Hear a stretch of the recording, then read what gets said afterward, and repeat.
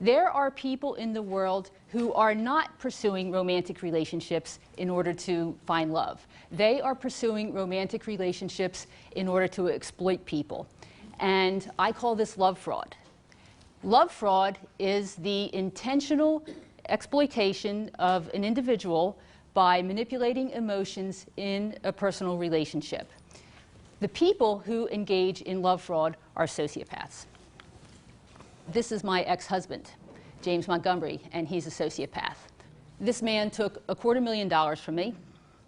He cheated with at least 6 different women during our 2.5-year marriage. He had a child with one of these women, and then 10 days after I left him, he married the mother of the child, which turned out to be the 2nd time that he committed bigamy. Most sociopaths begin their manipulation and abuse while they are the same age as you folks in high school or college. If we add up the categories that I talked about, as many as 12% of the population could be unsuitable to be a romantic partner. That's 37 million people in the United States.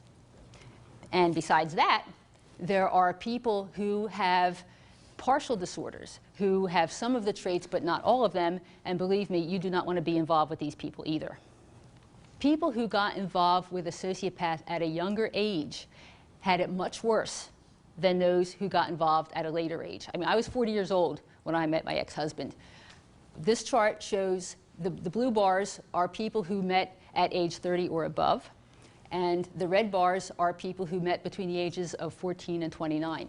So you can see for all of these measures, physical abuse, having their lives threatened, or considered suicide because of the relationships, the people who are younger suffered far more. And this was across the board for all the measures that we had. They lost more money, they spent more time involved with these situations. So it's really important for young people like yourselves to understand that these predators are out there. Then they engage in something that we call love bombing. And what that means is they shower you with attention. They tell you how wonderful you are.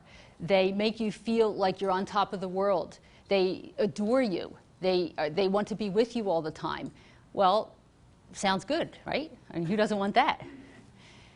What they do is engage in calculated seduction. A sociopath doesn't go after you because they love you. They go after you because you have something that they want, and they have targeted you for that. So what they do is they shower you with attention and affection and make you feel wonderful. And another thing that they do is that they ask you a lot of questions and listen very carefully to your answers. Now, you may think that means this person is really into you and wants to know all about you. But what they're doing is they are probing for your vulnerabilities. They are looking for the deepest part within you in order to set their hooks so that they can snag you. Everybody has vulnerabilities. Sociopaths specialize in targeting lonely people. So if you are lonely for any reason, it's kind of like you're walking around with a bullseye on your forehead. You know, a sociopath will very quickly figure that out. Yes?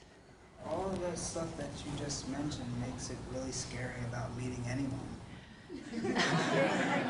Well, when we get to the end, you will know how to avoid them. So, yes. All right, sociopaths love the internet. Why not? You get to pretend to be whoever you want. You're communicating with someone. There's no way that you actually know who this person is. It allows them to troll for victims 24 hours a day all around the world, and that's exactly what they do. Many sociopaths are on multiple dating sites. They're just casting those hooks, waiting for somebody to bite. And they're playing multiple people at the same time. Experts understand that 65 to 90% of human communication is nonverbal. It's tone of voice, it's gestures, it's body language, it's eye contact.